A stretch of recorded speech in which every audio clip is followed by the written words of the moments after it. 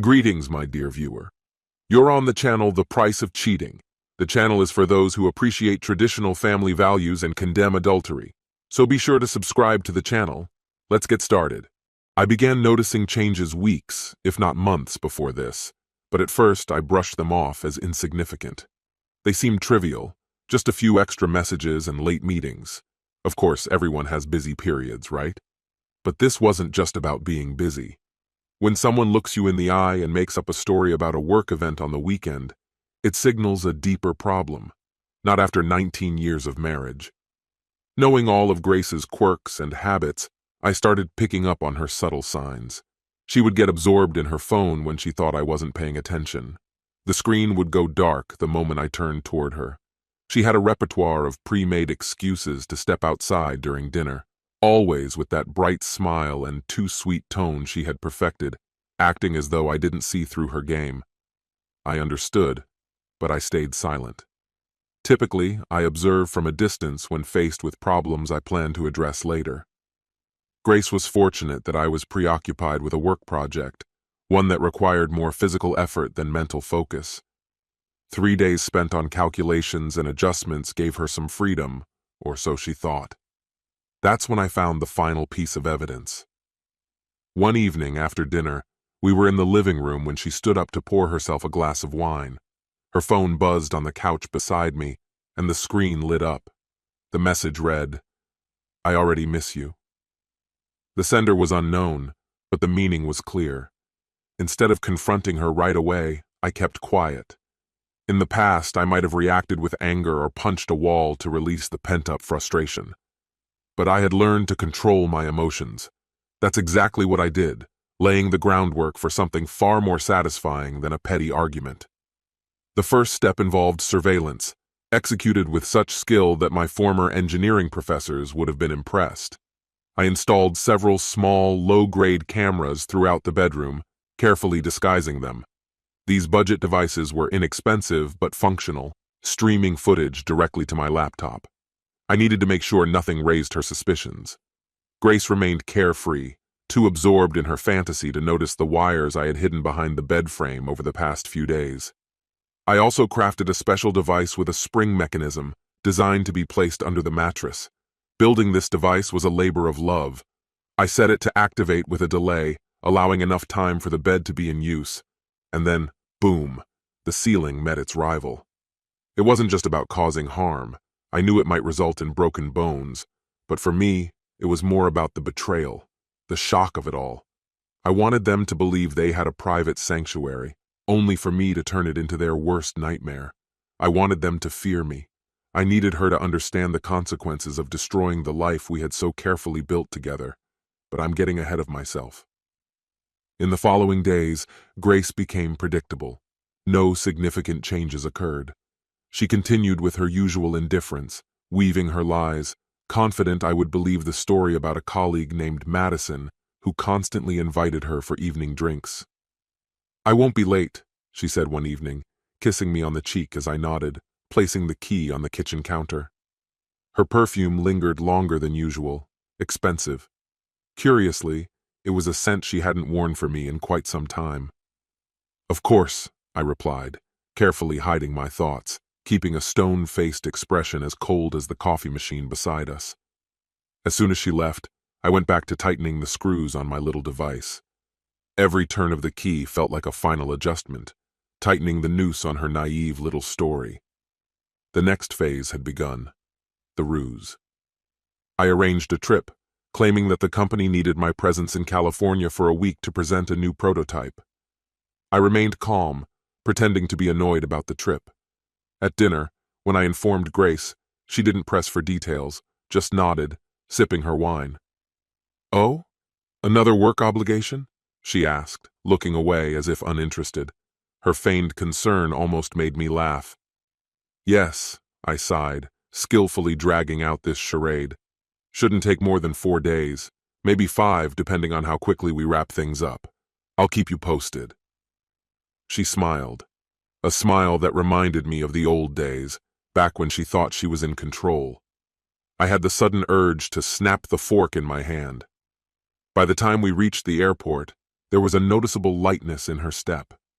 She waved from the driver's seat, radiating warmth and tenderness.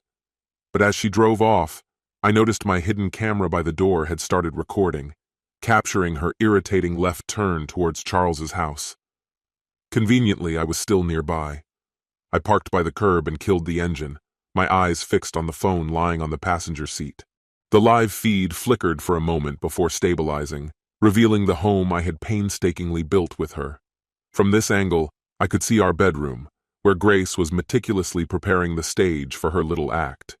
She thought she had everything under control, using the usual excuses about work perks, late meetings, and constant stress, as if I couldn't tell that something was wrong, as if I didn't know her routine better than she did. But tonight, she believed I was out of town. That was the most humiliating part. There was a twisted satisfaction in knowing how easily she had deceived me, and how naive she was about what was to come. Suddenly, the front door swung open, and there stood Charles, the charming realtor himself. With a smug grin on his face, he acted as if he truly belonged there, as if he had a right to be in my home and my bed. A cold, calculated satisfaction washed over me. Let him enjoy these last moments of confidence. They ascended the stairs, her laughter resembling that of a schoolgirl eavesdropping in the boys' locker room. Disgusting. I enlarged the video to full screen, my finger hovering over the remote beside me. Not yet. Timing is everything.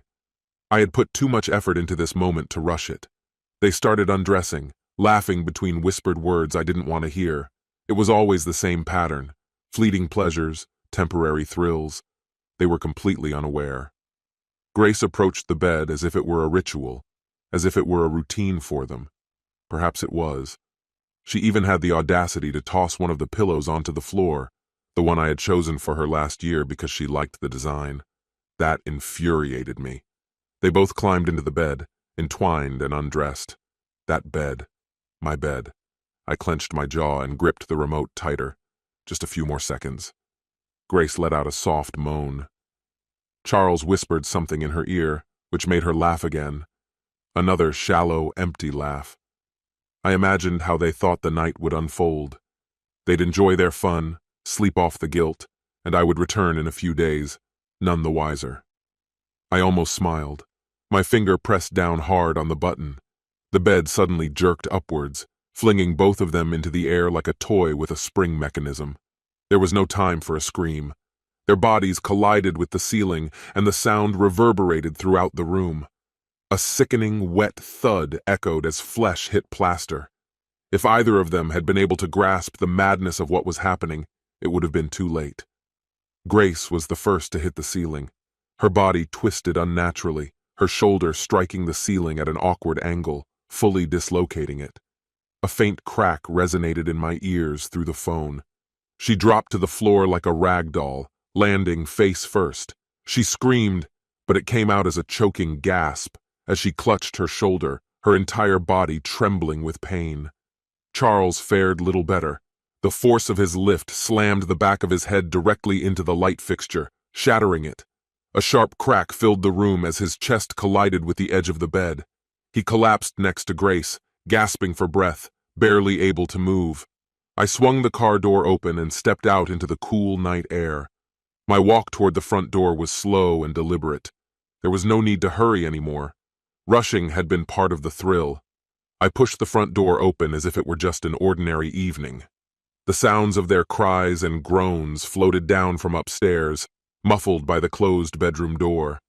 As I approached the staircase, I deliberately kicked off my shoes, one by one. I ascended the stairs with calm determination, the sobbing growing louder with each step. A wave of peace washed over me. All those nights spent enduring her ridiculous excuses were finally at an end. The lies were over. I turned the doorknob, finding it unlocked, not that it mattered, and swung the door open with such force that the handle slammed into the wall. Grace's eyes met mine, blood staining her teeth. She whimpered my name, fear etched on her face as she tried to crawl away. No, I had no desire to talk. Charles, that fool, groaned, barely able to move, lost in his own pain. One hand clutched his broken ribs tightly, his body trembling as he struggled to breathe, each breath shallow and ragged. I stepped into the room, towering over the wreckage of their affair, feeling a deep satisfaction. Grace tried to crawl backward with her one good arm, her broken body sliding across the floor. Her arm hung limply from the dislocated shoulder. "Please," she gasped. I pulled out my phone and opened the hidden recording. There it was, undeniable.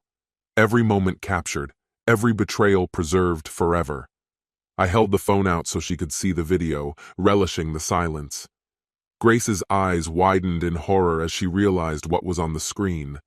She understood what it meant, what I was offering. She shook her head, tears mixed with blood streaming down her cheeks. "No, no, no, please, Brian." Her voice broke into pitiful sobs. Her career, her reputation, everything she had built was on the verge of destruction, shattered in mere moments. Charles, still too dazed and injured to fully comprehend, glanced at me. Even through his pain, I saw the realization dawning on his face. His jaw dropped in silent terror as he stared at the phone. There were no words, only a faint groan of despair. I let the silence stretch out, watching as the weight of the moment crushed them both. Grace opened her mouth again, perhaps to beg or scream. I felt complete indifference as I slid the phone into my pocket, not even glancing at her. I headed straight to the closet, where in one corner lay her collection of designer handbags, neatly stacked next to her shoes. All those luxurious things she had accumulated over the years. One by one, I pulled them out, throwing them onto the floor in a chaotic pile. "Brian, please don't do this," Grace stammered, her hands trembling as she tried to lift herself from the floor, barely managing to rise a few inches. I didn't turn to face her. Instead, I took out a lighter and flicked it. A small flame flickered softly, casting a warm glow on the mess in the room. My satisfaction was cold and calculated. This was only the beginning of their suffering. "You know," I said, my voice steady and almost disturbingly calm, "I've had quite a busy day. While you were otherwise occupied, I made some important financial decisions." Grace's eyes widened in shock as the realization hit her, and a dreadful understanding appeared on her face. "That's right, dear. Our joint accounts? Emptied? The house? It's now in my name alone. Your car? Sold. Everything we built together? All mine?" I watched as Grace's face turned pale, tears streaming down her cheeks. She tried to respond but could only stifle sobs. Charles lay motionless, his eyes darting between us as he finally grasped the seriousness of the situation. "You have nothing left, Grace. No money, no house, no support. And you," I said, turning to Charles, "are in just as much trouble. I wonder how your clients would react to a video of you in bed with a married woman." Charles's face drained of color. "You can't do that!" he squeaked, clutching his side as if in pain. "Oh, I absolutely can and will," I replied with cold certainty. "Unless, of course, you both prefer to face something even worse. In that case, I suggest you disappear." "You're lucky I'm even calling an ambulance," I said, pulling out my phone, dialing 911 as I kept my gaze fixed on them. "Yes, I need an ambulance. There's been an accident." After the call ended, I looked at Grace one last time. The woman I once loved now lay crushed, pathetic on the floor. All I felt for her was contempt. "Goodbye, Grace. I hope it was worth it." I left the house, letting them deal with the consequences of their choices. As I got into the car, I heard the rising wail of sirens, but I was already looking ahead, ready to start a new life, free from betrayal. Filing for divorce was a mechanical process, simple and devoid of emotion. I approached it like any business matter, with precision, efficiency, and absolute resolve. Grace didn't even try to resist. What could she say? Her body was battered, her spirit broken. When I saw her in court, I barely recognized the woman standing before me. The once confident gleam in her eyes was gone.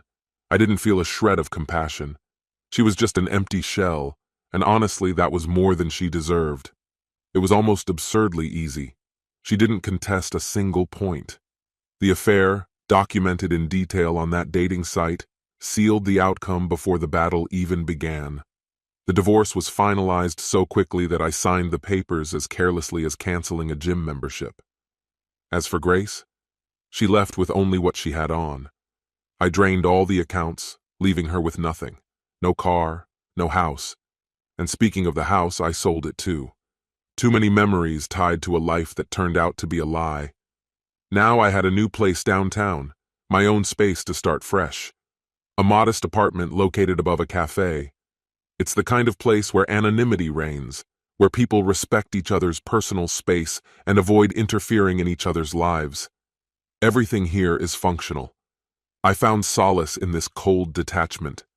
Waking up in a place unburdened by the weight of past memories was liberating. No longer did I wander through places that were filled with traces of her scent. Finally, I felt free. And you know what? I started dating again. I met women who weren't interested in my past, women who were blissfully unaware of Grace. They didn't need to know about it. I cut all ties with anyone connected to her, friends, acquaintances, anyone who might try to pull me back into the swamp of reconciliation or forgiveness. I was done with it. That chapter of my life wasn't just closed, it was erased. A barren wasteland.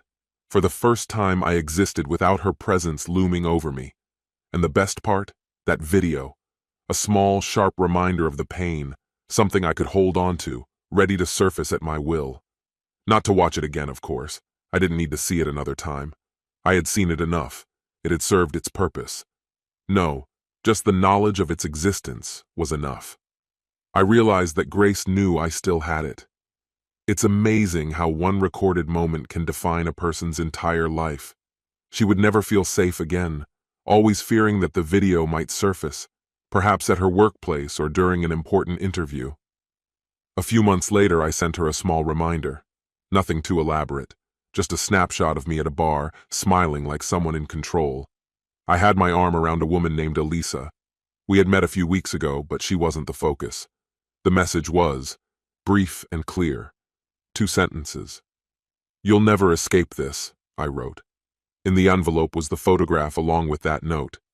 I imagined Grace in her filthy motel room, opening the envelope, looking at the picture, probably trembling, wondering if today would be the day I destroyed her life with a single click. She brought this upon herself, didn't she? Now she could lie in the chaos she created, with her broken ribs and shattered spirit. And so I took the final step in my revenge, the video. I sent it out to various social groups. Why keep such an exclusive video to myself? This concludes the story. If you like it, then put your powerful like and subscribe to the channel. Greetings, my dear viewer. You're on the channel The Price of Cheating. The channel is for those who appreciate traditional family values and condemn adultery. So be sure to subscribe to the channel. Let's get started. In one night, my life fell apart so completely that it felt foreign to me. I packed up our things at the hotel, left, and drove home in a daze, barely aware of anything except the road ahead. At a traffic light, I muttered to myself, "Green light, let's go," and slowly let go of the brake, almost like the car itself. As I kept driving, I couldn't shake the shock of how quickly and profoundly everything had changed with Arya. Just recently, I was her whole world. Now, I was nothing. What haunted me most was the cold tone with which she delivered that crushing blow. She showed no emotion, no regret. She simply made the decision without hesitation, surrendering to the allure of some celebrity. Without any explanation, she disappeared, saying only that she needed to use the restroom. Her friend was in on the plan too, and in an instant, she was gone. To hell with her husband, it seemed. And not only me, to hell with the kids too. She made this choice consciously, fully aware of what it meant. She knew how deeply it would hurt, yet she still left, on the night that was supposed to be ours. I can't fathom how someone who claims to love you could act this way. Perhaps if there had been signs, weeks of tension or estrangement, I might have been prepared for the betrayal. But just minutes before, she promised Dave that she'd dance every dance with me, held my hand as we laughed, meeting each other's gaze across the table. Everything seemed perfect. At one point, I considered picking up the kids early, but knew I wasn't ready to take care of them in this state. A hollow question echoed in my mind. What do I do now? Her cruel choice left me empty, deprived of all the feelings I should have had. No anger, no sadness, only numbness. Reality began to seep into my consciousness only the following morning when I finally opened my eyes. Somehow I managed to change into pajamas, hang up my suit, and collapse into bed. After a pointless shower, I trudged along an icy path and ended up at a cafe for breakfast. Marie, our usual waitress, immediately noticed I was alone. "Where's Arya?" she asked, pouring my coffee. I looked up at her. "You know Owen Anderson?" she smirked. "Who doesn't?" "Well, he's in bed with Arya now." Her face went pale, and she dropped the coffee pot, covering her mouth in shock. "Are you serious?" she whispered, clearly rattled by my blank stare. I nodded, brushing away the dampness gathering in my eyes. Twisting a napkin in my hands, I muttered, "Looks like I'll be needing a lot of these." "Ollie," she whispered, breaking protocol to place a comforting hand on my shoulder. "I thought you two were such a strong couple, just perfect." She brought over an entire napkin holder and sat down across from me. "My boss said I could take a break," she added softly. I just nodded. "So what will you do now?" she asked, genuinely concerned. I blew my nose, adding another tissue to the growing pile, and shook my head. "Honestly, I have no idea. I'm still trying to understand what even happened." She squeezed my hand in support, and I finally managed to say, "I'm stunned by how meticulously she planned it all." As I drank my coffee, I recounted the humiliations of that night, every painful detail. With each twist in the story, Marie's expression grew harder. "This is unbelievable," she finally said. "Did they know each other? Was all of this orchestrated?" "How would I know?" I replied, still struggling to comprehend it all. "I can't believe it," I muttered, staring into the distance. She had been so focused on me, up until the moment he asked her to dance. It was as if someone had flipped an invisible switch, and in an instant, she became a completely different person. I could never have imagined she had such a side to her. Marie nodded slightly in response, barely noticeable. "This reminds me of an old story my grandfather used to tell," I said, drifting into memories, "about a horse thief." "What story?" she asked, intrigued. "It was one of his favorites," I explained. "A horse was tied outside a store, and a man just walked up, untied it, and rode away as if he'd owned it all along." "But the real question," I continued thoughtfully, pouring myself another cup of coffee, "was whether he became a horse thief because he stole the horse, or if he stole it because he was already a thief deep down. Many people walked past, but only he couldn't resist." Lost in thought, I realized I had probably spent years married to a deceitful, cowardly woman who had always been selfish. I sighed, shaking my head in resignation. I didn't expect this. At that moment, Marie's manager seemed to signal her. She stood up, patted me gently on the shoulder, and gathered up the used napkins before heading to the counter. After some time, I noticed my breakfast was over. Empty plates and crumpled napkins were piled in front of me. At home, I began packing. Whatever happened, staying in a marriage with a woman who had so coldly betrayed me was no longer an option. In a whirlwind of movement, I grabbed boxes, packed only the essentials, and left. My parents had retired to another city, like so many others, and the thought of joining them suddenly felt right. Driving south, I wondered, am I running away? Not at all. If my parents still lived nearby, maybe I would have stayed. But now, I wanted to be near people I could trust. Their warm home, far from the toxic remains of my broken marriage, was a bonus. I called them on the way, calmly explaining what had happened, partly thanks to that quiet talk with Marie. Mom put me on speaker so Dad could listen too. They immediately offered for me to stay as long as I needed. I stopped at a gas station, logged into my accounts, and transferred nearly all our savings to a new offshore account. She'd get her share eventually, but given her coldness towards me, I saw no reason not to make her work for it. She'd have to find funds for a lawyer without immediate financial support, which might complicate her access to the best specialists. I even blocked her credit cards, claiming they'd been lost. Her new partner could likely support her. He had made that quite clear last night. I called my boss and used up my 2 weeks of accumulated leave to mark what was now simply a dead anniversary. By noon, the phone rang. It was Arya. I let it ring, making it clear I wasn't interested. Soon after, a message arrived. I'm back. Where are you? Did you take the kids?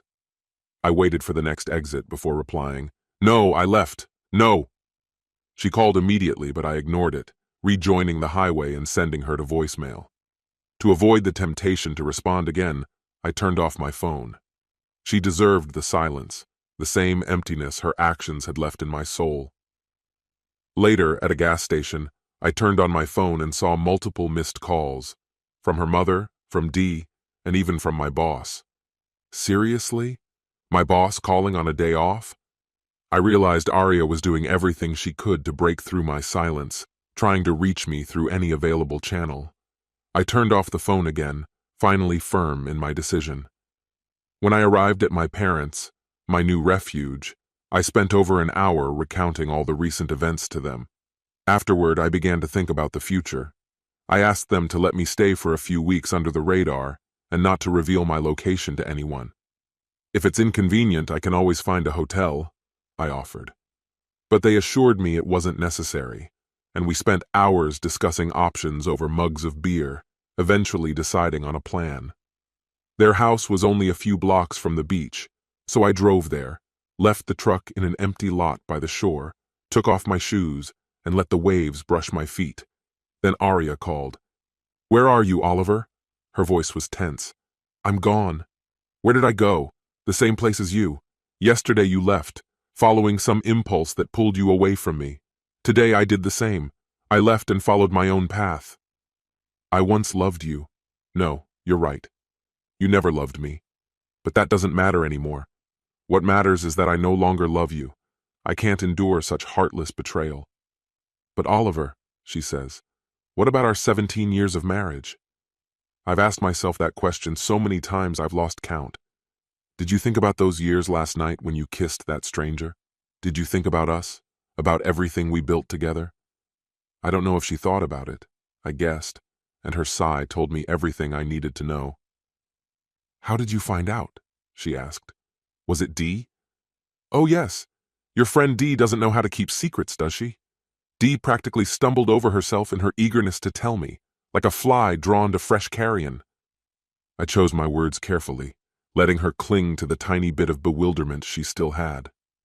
But Oliver, it was just one night, she said. Exactly, Arya. In that one night you gave a stranger something you had denied me for 17 years. Now we both know where your true loyalty lies. Actions speak louder than words, don't they? Her sigh grew heavier. I had never spoken to her so sharply. For over 17 years I had been gentle, forgiving, believing my devotion was proof of love. To her, though, I was just a doormat, ready to take whatever she threw at me. But Oliver, what about our children? She pleaded. Yes, heartless cheater, what about them? Last night showed exactly how much they mean to you. If Emma had needed emergency help, if something had happened, no one would have been able to reach you. What kind of mother does that? Now we know where your true priorities lie. Oliver, please, it was just one night. I came back and I'll make things right. And how exactly will you do that? Silence. I'll do anything, she said. Please, come back and we'll get through this together. As for me, I seem to be managing quite well on my own, I replied. Thanks. What? How? Where are you? I'm where I need to be, far from a self-absorbed woman who so easily abandoned her family. She sighed and then started sobbing. Are you with Holly? Holly Burmeister, the sister of my fishing buddy, a woman who had always sparked Arya's jealousy. Holly was confident, easygoing, unafraid of a little flirtation, which drove Arya mad. I paused. Wait, did you just call her a shameless woman? What does that say about you? Holly is a free woman, and you're married with 2 young children. Holly didn't abandon a husband and children for a stranger. That was you, selfish and heartless. She cried harder. No, don't say that. I came back. It was just one night. But that one night was enough for me to see who you truly are. A lying, unfaithful traitor. You knew exactly what you were doing and you did it anyway. That's the mark of a truly selfish person. I'm not the bad guy here. I truly care about you, I stated. No, you're not fooling anyone. The only person you're truly devoted to is yourself. And of course, that man you were with last night. Actions speak louder than words, Arya, I continued. You sacrificed everything for him. Was it worth it? Was that night really unforgettable? Her silence told me everything I needed to know. Come on, hurry up, I smirked. You'd better get to him before he finds another married woman to spend his Friday with. Did you see what he said in last month's interview? I pressed, watching as she began to falter. No. What did he say? He said he's tired of chasing after beautiful women. Claims he finds it far more thrilling to conquer plain, married women, the ones who aren't glamorous, the ones with stretch marks and signs of aging. Beautiful women are too easy for him. He needs a challenge. He thinks moms who put up a fight make the best conquests. No, he couldn't have said that, she murmured, horrified. Oh, but he did. It was last month. Didn't you see it? Why do you think he's always spotted with women like you? All the young, beautiful ones are gone. He's left with only the trusting ones he can manipulate. If you want to hold on to him, Arya, you'd better hurry. He'll be looking for a new thrill by Friday. Her restrained tears turned into open sobbing. You're just saying all this to hurt me, she whimpered. And why would I want to hurt you? Though she knew the answer, she whispered quietly, because I love you. Why would I want to hurt you, Arya? I asked again.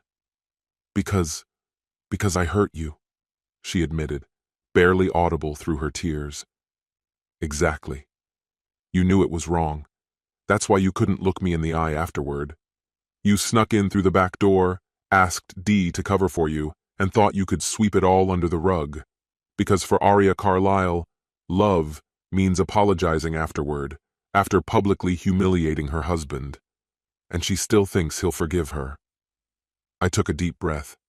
No, Arya, this isn't just selfishness. It's delusion. But Oliver, it's over. It was only one night. I'm here now, and I'll be better, she pleaded. You haven't answered the most important question. How are you going to make up for the pain you caused me last night? How? She was silent, at a loss for words. Just then, a message came through from my mom. Dinner at 9. I have to go. Someone who genuinely cares about my feelings is making me dinner. Who is she? She screamed so loudly that I had to pull the phone away. Is it Holly? I swear I'll kill her. Ah, the maturity of the modern woman. How long do you think I'm going to put up with this, Arya? A heavy silence hung between us. Forever, I replied, calmly but firmly. Remember that, Arya. I'm done. Who would go back to a woman who's proven she doesn't care? You had your perfect night, congratulations. Now you can wonder every day if that night was worth throwing away 17 years of marriage. The silence between us was palpable, and I dealt the final blow. And maybe one day you'll ask yourself if it was worth it for your children to grow up knowing their mother destroyed their family. One night. One impulsive night that meant more to you than all the years we spent together raising our children. When they grow up, will they be able to find any self-respect? And now you expect my support after everything you've done? Don't count on it. Goodbye. Soon, I got a job closer to the family and enjoyed peaceful holidays. The divorce went smoothly, with a fair division of property. Although I returned half the money, it was satisfying to slightly delay the process just to make her a bit uncomfortable. It came as no surprise when a few husbands, fed up with someone's antics, decided to put an end to his career. Emma and Tommy grew up strong-willed and, understanding why our family had fallen apart, became little rebels in their own right. Eventually, Arya reluctantly agreed for the kids to move in with me, and they thrived. Maybe it was the warm climate, or maybe it was having a devoted father nearby. Meanwhile, friends back home found it only fair to warn anyone dating Arya about her tendency to betray. Realizing her reputation, she left town, occasionally reaching out to the kids, but after 3 months, she disappeared. They say the truth always finds its way, and sometimes it brings the right person along. For me, that was Nancy, 7 years younger, also divorced, with a daughter Tommy's age. It may sound like a cliché, but life is full of surprises, and since then, we've been happy. As for Arya, she soon found a younger man who brought her some happiness, until one night he left for a woman his own age whom he met at a dance. At least he didn't leave without a word. He waved as he walked away with his new partner. Since then, Arya stopped seeing anyone, spending her days in an apartment with a couple of stray cats, or so the kids say. Karma, it seems, is still around, though it has softened over time. This concludes the story. If you like it, then put your powerful like and subscribe to the channel. Greetings, my dear viewer. You're on the channel The Price of Cheating. The channel is for those who appreciate traditional family values and condemn adultery. So be sure to subscribe to the channel. Let's get started. I'm Gary Smith, and I've been married to Louise, my soulmate, for 20 years. I work as a shift supervisor in a large automotive parts warehouse, a position I've held for the past 12 years. Before this role, I was employed at a DIY hardware store, where I first met Louise. She was the secretary for the warehouse manager at the time. Standing 6 feet tall, with broad shoulders and a solid build, I try to stay in shape even at 45, keeping active both on the job and in my free time. Louise, my beautiful wife, has Mexican roots. Her family immigrated here when she was just 5, and she grew into a captivating woman, 5 inches with striking curves and a youthful presence that often has people guessing she's still in her 30s. Currently, Louise works as the executive assistant to the CEO, Stephen Jr., at an accounting firm. It's a position she's held for 4 years and genuinely loves. We've been to several of Stephen's family gatherings and vacations, as we're quite close to his parents, Stephen Sr. and Denise. But, interestingly, I haven't developed a strong bond with Stephen Jr. Though he sometimes gives Louise a lingering look, he's always kept things respectful. Stephen Jr.'s parents are in their 60s, but you wouldn't know it.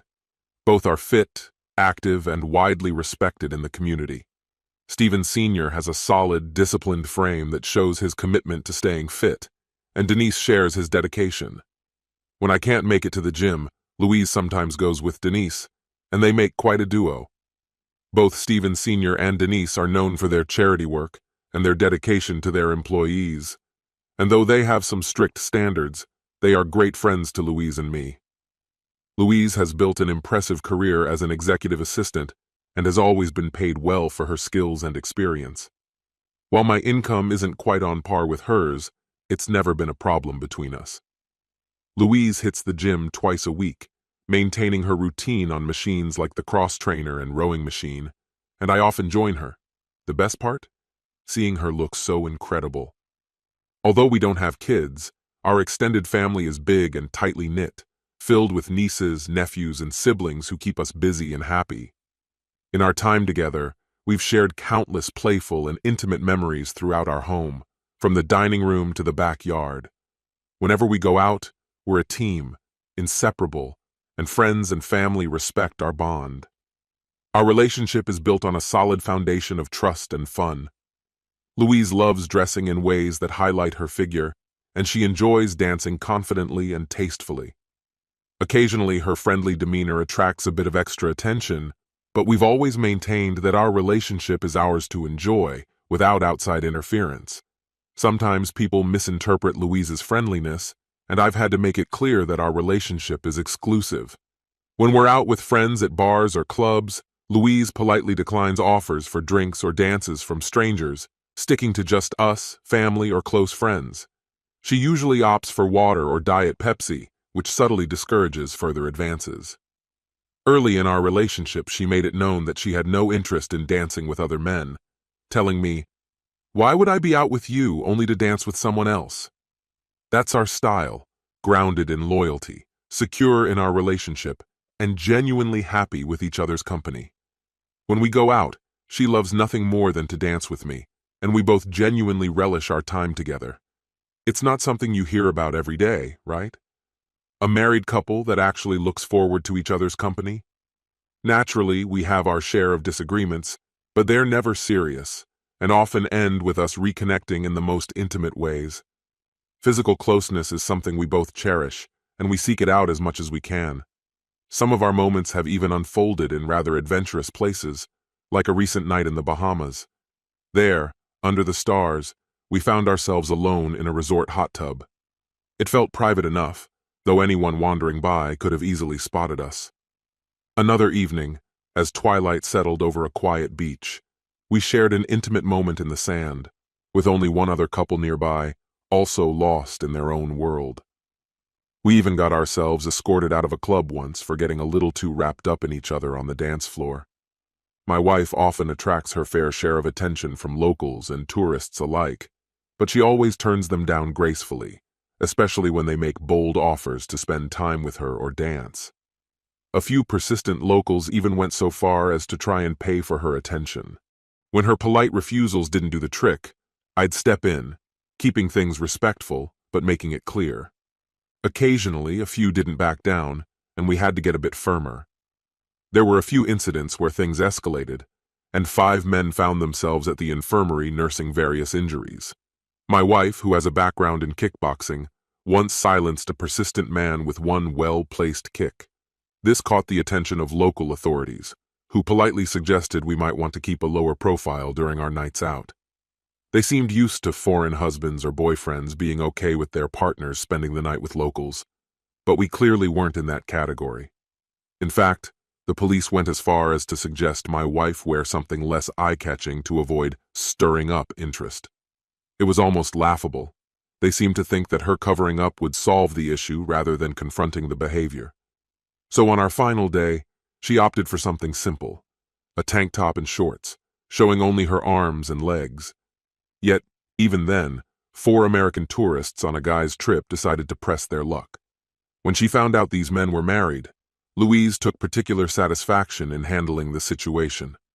I'm curious what explanations they might have given their wives about those injuries.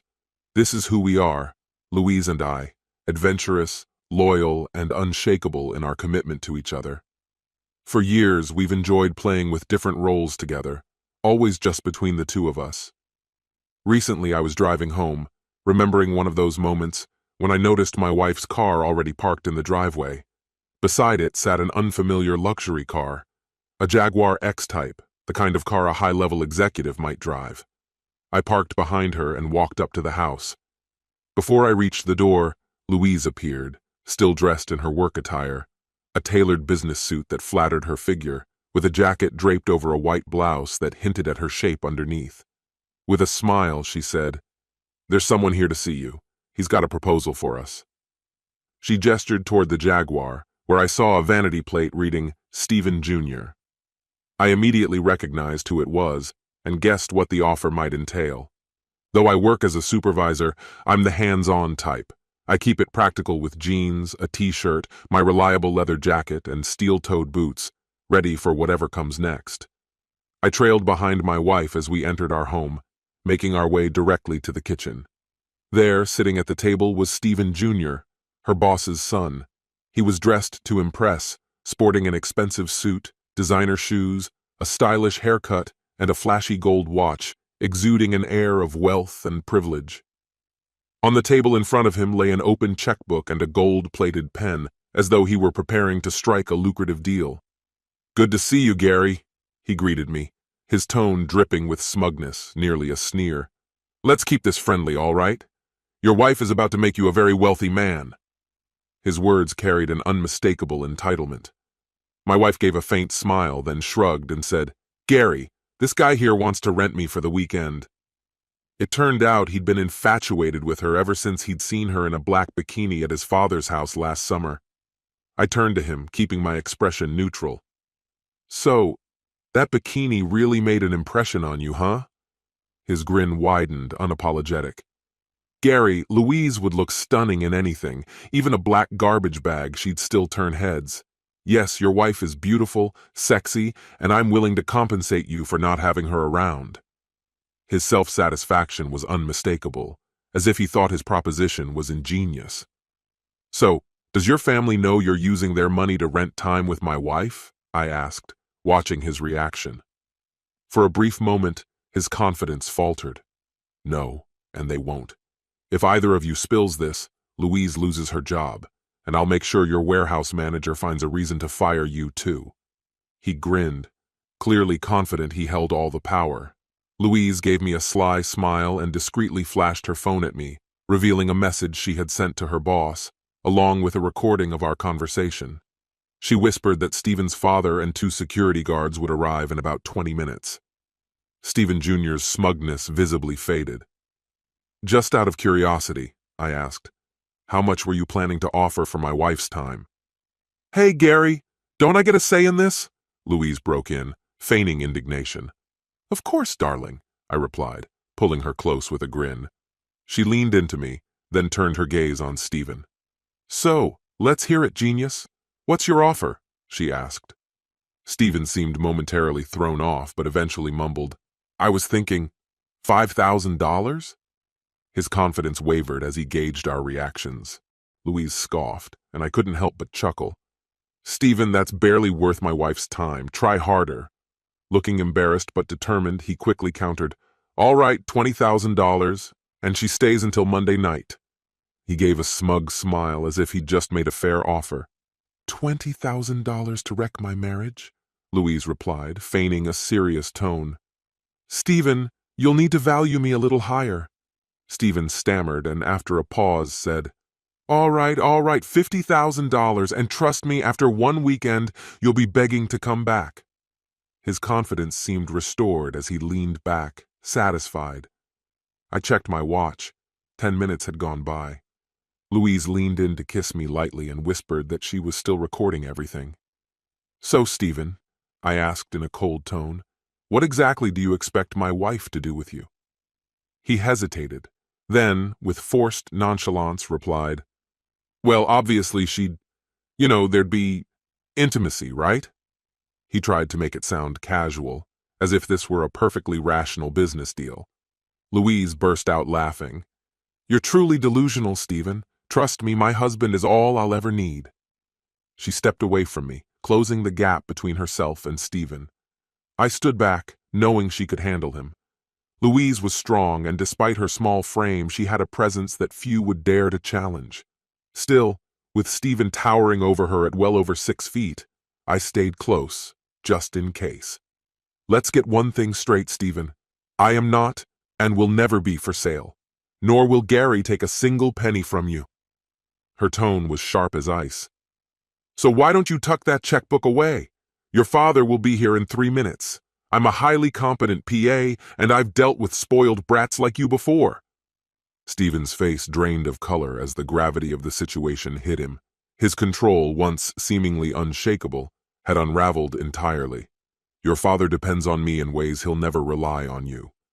Stephen Jr. had the nerve to approach my wife, but he underestimated her quick reflexes. Louise reacted without hesitation, slapping him so hard that he toppled from his chair, left sprawling on the floor, clutching his face in utter shock. As he struggled to regain his footing, his father entered the room flanked by 2 security guards. He took in the scene, Louise standing above his son, then turned to me with a somber expression. Gary, he said, his voice heavy, I'm truly sorry for my son's behavior. Rest assured, after this, he will have no place in my company. His gaze shifted to the recording we had captured of Stephen Jr. attempting to bribe me for time alone with my wife. This is something I never thought I'd witness. He signaled to the guards, who moved in alongside an assistant to escort Stephen Jr. out. Red-faced from Louise's slap and burning with embarrassment, Stephen Jr. threw an angry glare at Louise. In a flash of defiance, he shook off the guards and lunged at her. Instinctively, Louise stepped back, but before he could reach her, I stepped in and landed a punch squarely on his nose, sending him crashing onto the kitchen table. Applause erupted from Louise and the guards, while Stephen Sr. grinned broadly. Gary, he said, I've waited a long time for someone to show him his place. Louise, if you ever consider a career change, there's a position for you in my company. I'll make sure it's worth your while and give you full training on the ropes. He shook her hand with enthusiasm, and as the guards led Stephen Jr. out to the waiting car, he called out, And Louise, feel free to take the Jaguar if you'd like. Once Stephen Jr. was gone, Louise gave me a warm smile, and soon after, we found comfort in each other. I lifted her in my arms, carried her upstairs, and we spent the night together, wrapped in a slow, tender embrace that lasted until we drifted into peaceful sleep. For months, Stephen Jr. had been pestering my wife, and she had documented every unwelcome advance, keeping both his father and me informed. She kept track of each time he tried to pressure her into betraying me. always making sure she was alone with him only when absolutely unavoidable. Eventually, Stephen Jr. even proposed an outrageous offer, money in exchange for time alone with her. Naturally, she relayed the entire scheme to me, and both of his parents were informed. We put a plan in motion, and I returned home early that day as arranged. Today, Louise holds a respected managerial position, working directly under Stephen Sr. She oversees her own department and has a promotion to director on the horizon. As for Stephen Jr., he was reassigned to a remote post office in the far reaches of Alaska, where he works as a mail carrier for a logging company. Disinherited, his trust fund assets now diverted to charity, he lives with little more than his clothes, a rundown Jeep, and a small cabin. Occasionally, his parents check in on him through contacts in the logging company, but mostly he's left to fend for himself. His nose still shows signs of the break, and he walks with a slight limp. Once, when Louise and I were vacationing in Alaska, we saw him at a bar, where he drunkenly attempted to start a fight with a wiry local he hadn't noticed. Later, he told co-workers he'd been jumped by 5 men, though no one quite bought his story. In town, Stephen is a pariah. Married women avoid him, single women steer clear, and his only regular company is the handful of local sex workers who appear on payday. Around 6 months later, as Louise and I sat on the couch watching TV, she teased, "So, what would it take for you to let me be with someone else?" Laughing, I replied, "There isn't enough money in any bank for that." She kissed me softly, murmuring, "Good. Same goes for you." We pulled each other close, finding comfort in the warmth of our shared laughter and embrace. This concludes the story. If you like it, then put your powerful like and subscribe to the channel. Greetings, my dear viewer. You're on the channel The Price of Cheating. The channel is for those who appreciate traditional family values and condemn adultery. So be sure to subscribe to the channel. Let's get started. Victoria and I had been married for 8 years. Years that were steady, filled with comfort, and marked by a rhythm we'd both come to rely on. We had 2 children, and while we dealt with the usual ups and downs that come with marriage and parenthood, I had always felt secure in our relationship. Then last Saturday changed things. Victoria's friend Madison had invited us to a party. I didn't know Madison very well, but Victoria seemed genuinely eager to go. "It'll be fun," she'd said with enthusiasm, reminding me that since the kids were staying with my mom for the weekend, there was really no reason not to go. "Come on," she urged, her eyes bright. "It'll be nice to step out of our usual routine for once. Everyone's going to be there." I agreed, thinking that a bit of variety might actually do us some good. Looking back, though, I wish I'd had a better idea of what different would really mean. The party was packed, with laughter filling the air, music pulsing, and drinks clinking.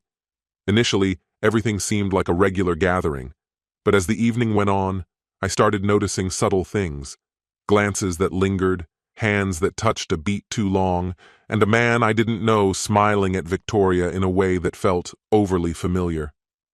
She returned his smile, and something deep in my gut tightened. "Hey, Grayson," Victoria teased, nudging me playfully.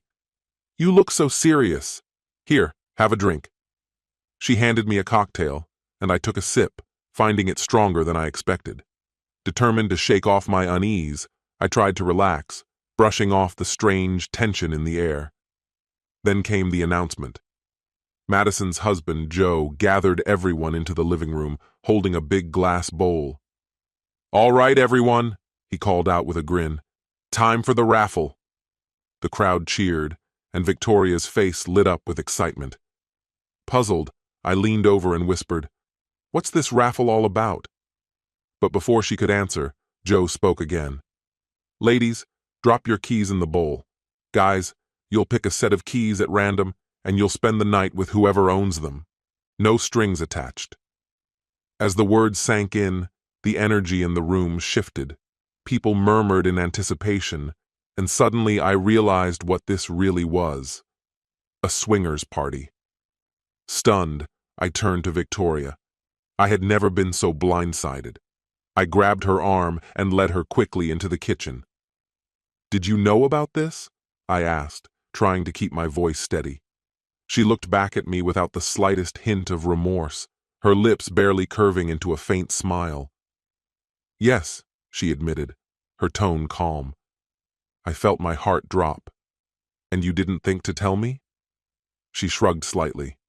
I knew you'd react like this, that you wouldn't be open to it, so I didn't mention it. It's just one night, Grayson. A night of fun. People do this all the time. They say it's healthy for relationships. I felt like the ground was disappearing beneath my feet. Victoria, I thought we were coming to a normal party, not whatever this is. She sighed, rolling her eyes a little. It's just one night. We're already here, so why not give it a try? You're making a bigger deal out of it than necessary. She went on. Both of us get to have a new experience, just for tonight. It doesn't mean anything. Doesn't mean anything? I almost laughed at how surreal it sounded. You honestly believe that sleeping with other people doesn't mean anything? Since when has that ever been an option in our marriage? Get your purse. We're leaving. Her expression hardened, and she crossed her arms. Grayson, listen. I'm tired of everything feeling the same. Sometimes I feel invisible, like I'm only a mom and a wife. I need this. I need to feel noticed, to feel wanted. Is that truly what you're looking for? Another man to make you feel seen, desired? I asked, struggling to steady my voice. What about me? Isn't that supposed to be my place? Her gaze drifted to the floor, her response soft but unwavering. It's just for tonight. I'm not searching for love. This isn't about feelings, she said. Her words landed hard, and I took a step back, absorbing their weight. And you expect me to simply go along with this? She looked back at me, her expression unflinching. You don't get it, Grayson. This has nothing to do with love. It's just one night, something to revive us, to bring some novelty to our marriage. Disbelief and fury surged within me. We're leaving now, I said, anger seeping into my tone. I took hold of her arm, guiding her firmly toward the living room. Around us, others waited eagerly by the bowl, ready to draw keys and change partners for the evening, their eyes gleaming with anticipation. Victoria tried to pull away, but I kept my hold steady. Turning to face the room, I raised my voice, my frustration clear. No one mentioned what kind of party this was, I declared, my gaze sweeping over the group. I'm not sharing my wife with anyone. Not tonight, not ever. This is absurd. I reached into the bowl, grabbing a key with a red keychain, holding it up as if to make a final statement. This marriage is sacred. I won't tolerate this, not for an instant. A few people murmured, but I ignored them entirely. Victoria's face flushed, a mix of anger and embarrassment playing across her features. I turned to her, issuing an ultimatum. You decide, Victoria. Leave with me now and put all this behind, or stay here and don't expect me to wait around. I'm leaving. The room went silent, every eye fixed on her as she took a slow, tense breath. At last, she spoke, her voice taut with irritation. I apologize for my husband's reaction, she said to the group, her gaze lingering on them. I'd like to stay, but I suppose it's best if I go. Reluctantly, she followed me out to the car. As soon as we were inside, she turned to me with barely contained fury. You're unbelievable! Do you even realize how humiliating that was? We'll never be invited to anything like that again. Humiliate you? I retorted, struggling to keep my voice steady. What about how you humiliated me? Not even telling me that you intended to spend tonight with another man. You could have chosen a woman instead, and we both could have found something to enjoy. I don't want another woman, Grayson. I've been faithful to you. After 8 years together, you're asking for this? Disgust boiled within me, and I had to fight to keep my voice calm. It was a single night, Grayson. Just one time, after all we've shared. Is it really too much to ask? Yes, it is too much, I replied, my grip tightening on the steering wheel. This isn't some trivial thing, Victoria. This matters. I pulled the car over sharply, breathing hard. But if this really means that much to you, then fine. Without another word, I made a sharp U-turn, heading back toward Madison's house. She gasped as the car swerved. "What are you doing, Grayson?" "If being with another man is what you need, then go." I pressed harder on the accelerator, the tires screeching as we sped down the road. "There's still time for your little thrill." Her face went pale. "What are you saying?" "I'm saying, if this is what you need, then go. Find someone who can give you what I apparently can't. It's just an adventure, Grayson. Something different. You're everything I need, but I want this." "Then I don't want any part of it," I replied, my voice icy with finality. I had been unwaveringly loyal to her, and nothing had ever made me question that, until now. "But if you go through with this, we're done," I warned her. Victoria's hand hovered over the door handle, her gaze clouded with doubt. "Will you still pick me up tomorrow morning?" she asked, her voice tinged with hope. I met her eyes, unfazed. "I'm sure whoever you're with tonight will be happy to drop you off," I replied. A flicker of resentment crossed her face. "You make it sound so seedy, Grayson." "This isn't like that," she murmured, though her voice wavered. "It's exactly like that, Victoria. You're about to spend the night with someone else." She turned away, exhaling slowly. "It's just one night. It doesn't mean anything," she said, almost dismissively. "One night is already too much," I replied, my tone unyielding. "If you go through with this, it's over." She looked at me like I was being melodramatic. "You're blowing this out of proportion, Grayson. By tomorrow I'll be back with you, and none of this will matter." "No, Victoria. If you walk through that door, I won't want you back," I told her. She gave a careless shrug, as if she didn't believe me. "You're being ridiculous, Grayson. We're married. We'll figure this out." I shook my head, my voice as frigid as my resolve. "If you go in, we're finished." She hesitated for a brief moment, her hand still gripping the handle, before she opened the door with a defiant smile. "See you in the morning, Grayson," she said. "No, you won't," I whispered as I drove away, leaving her standing alone in the driveway, watching me go. I wanted her to call, to realize her mistake, to plead for me to come back. But the phone remained silent. As I drove, a wave of anger and betrayal surged through me. She'd chosen to throw away everything we had for a night with a stranger. By the time I got home, I was too furious to think straight. I grabbed a bag and started shoving clothes into it, not even caring what I packed. That's when my phone buzzed. It was her. Reluctantly, I picked up. "Hey," she greeted me casually, as if nothing was wrong. "Just checking in. I ended up with someone.